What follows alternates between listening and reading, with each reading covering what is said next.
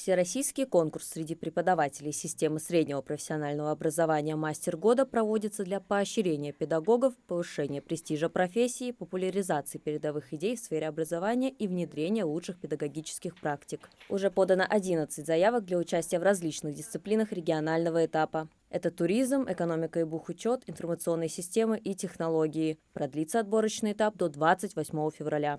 В региональном этапе, который у нас состоится с 3 марта по 30 апреля, участники, конкурсанты должны будут провести мастер-классы со своими группами по тем направлениям, которые они заявились, и выставить видеозаметку «Я мастер». То есть они должны в форме монолога рассказать о своей работе, о своих достижениях, о своих методиках проведения занятий и так далее.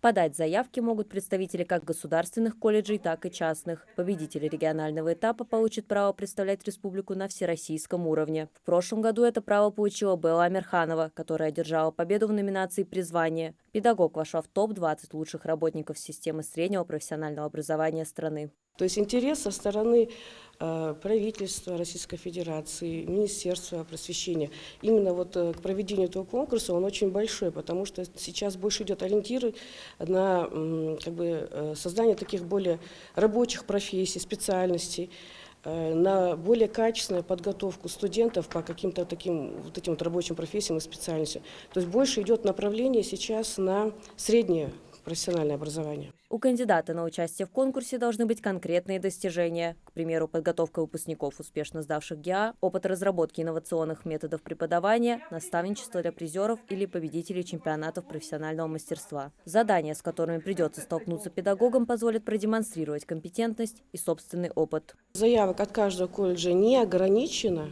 абсолютно. То есть в региональном этапе могут участвовать с одного колледжа несколько представителей, скажем, несколько человек. Но, естественно, победитель будет от республики один. Тот, кто наберет максимальное количество баллов по итогам 2 конкурсов. Что победители регионального этапа, они будут представлять Республику Ингушетия уже в сентябре, в финальном этапе конкурса, который состоится, скорее всего, в городе Курске, так как прошлогодний победитель был с этого города. Сейчас в республике продолжается прием заявок от преподавателей и мастеров производственного обучения. Идет рейтингование. Субъект, который подал достаточное количество заявок, может получить дополнительные призы от Минпросвещения России. Участие в конкурсе «Мастер года» – возможность не просто продемонстрировать свои навыки, но и получить бесценный опыт, узнать что-то новое от коллег из других регионов. Марья Макиева, Сулейман Костоев, Магаз 24.